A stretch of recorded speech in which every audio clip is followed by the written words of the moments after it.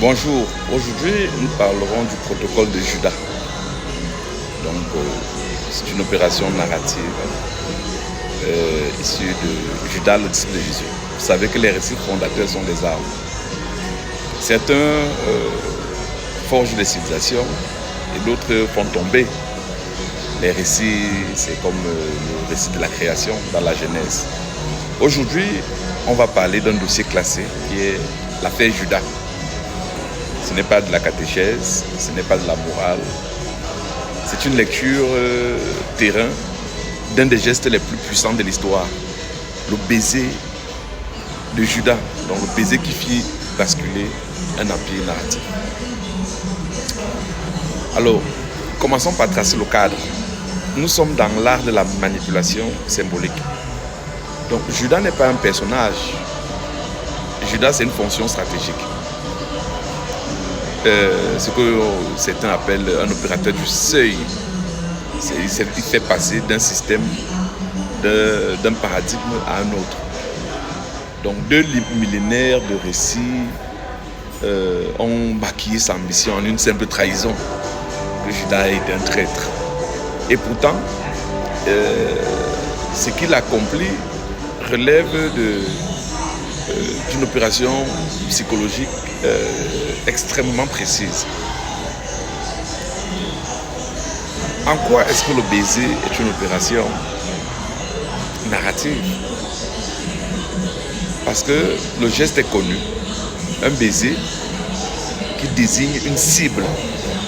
Donc, sur le plan narratif, c'est un signal codé, un message chiffré dans le langage de l'intimité. Donc, on ne fait pas un baiser à n'importe qui.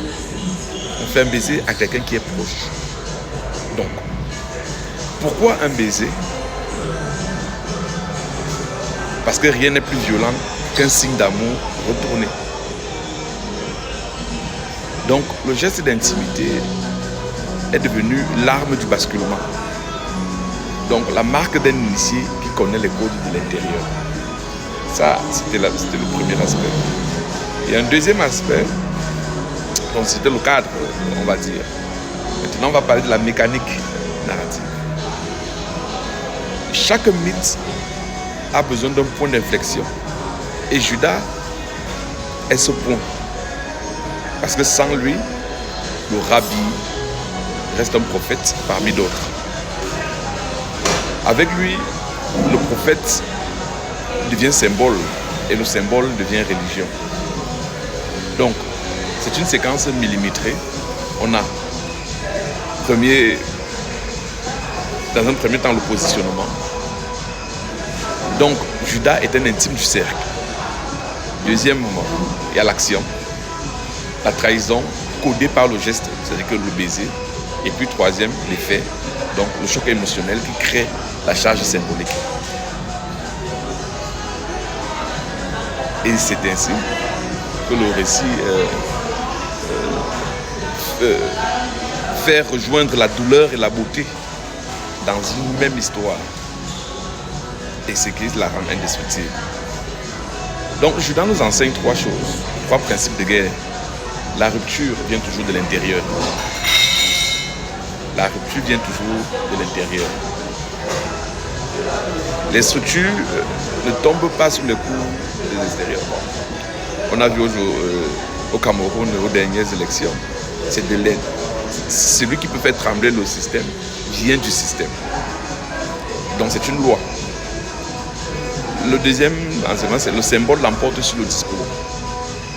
Un baiser vaut 1000 manifestes. Il agit au niveau subconscient. Et puis la troisième leçon, il faut toujours un méchant pour engendrer un monde nouveau. Donc le changement a un prix. C'est lui d'endosser le rôle de l'opérateur.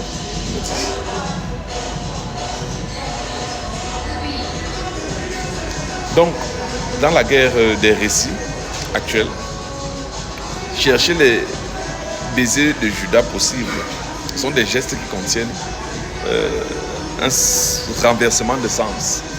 Donc, il faut toujours identifier cela. Identifier les opérateurs de seuil, parce que Judas est un opérateur de seuil. Ceux qui peuvent poser un acte, changer le système, maîtriser le geste crypté.